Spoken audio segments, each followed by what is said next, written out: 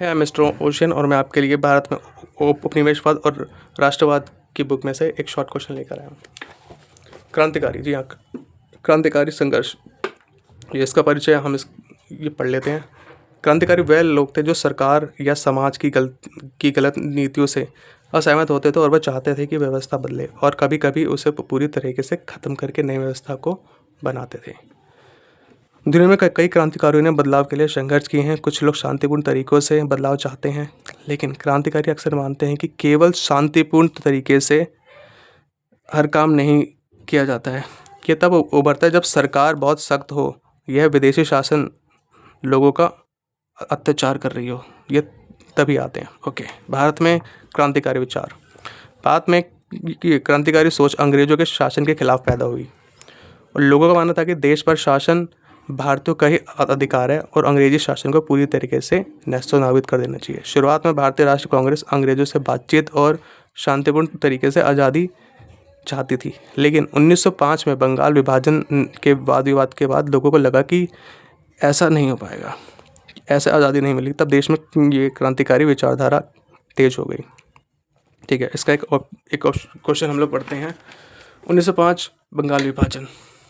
1905 बंगाल विभाजन ये तब हुआ था, ये एक बहुत बड़ा एक कारण था जब अंग्रेज़ों ने कहा कि यह प्रशासनिक कारणों से किया गया था और जो बंगाल पहले बहुत बड़ा था उसे 2 हिस्सों में बांट दिया गया, जिसके कारण हिंदू और मुस्लिम की जनसंख्या में काफ़ी अंतर आ गया था। मतलब बहुत ज़्यादा मतभेद ये बढ़ गए थे।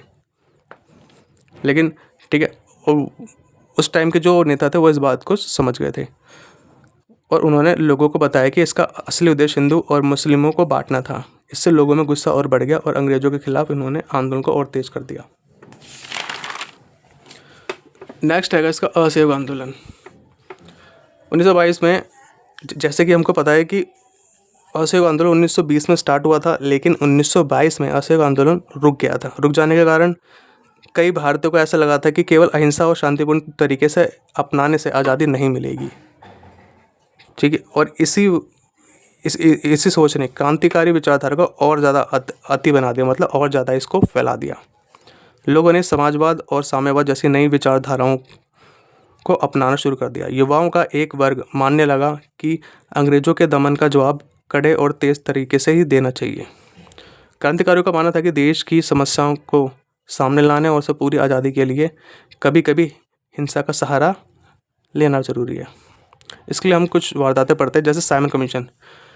ये 1928 में आया था। साइमन कमीशन, जिसका विरोध लाला लाजपत राय जी ने किया था, उनकी मृत्यु वहीं पर ही लाठीचार्ज में हो गई थी और उन्होंने कहा था, ये उनके ही वर्डिंग थे कि मेरी मौत से अंग्रेज़ों की उल्टी गिनती शुरू हो जाएगी, यानी कि मेरी कॉफिन के उठते ही उनकी कॉफिन की ये पहली जो कील है वो लगनी स्टार्ट हो जाएगी।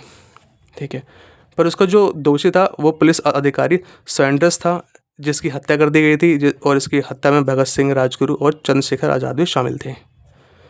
नेक्स्ट है 1929 में विधानसभा में बम धमाके।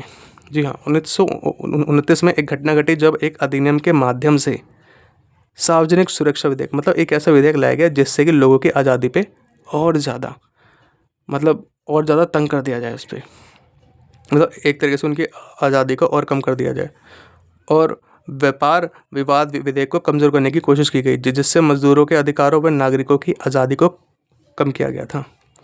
तो इसी के विरोध में असेंबली में बम फेंका गया, लेकिन वहाँ पे किसी भी व्यक्ति को चोट नहीं दी गई। वहाँ पे उन्होंने एक ऐसी जगह पे बम फेंका था जिससे कि लोगों को खतरा ना हो, क्योंकि उनका उद्देश्य सिर्फ गिरफ्तार होकर बड़े प्रचार के लिए एक मंच का आयोजन करना था और 1931 में उन पर मुकदमा चलाकर उनको बाद में फांसी दे दी गई थी। मेन बात है कि जब वो फांसी दे दी गई थी तो उन्होंने इनकलाब जिंदाबाद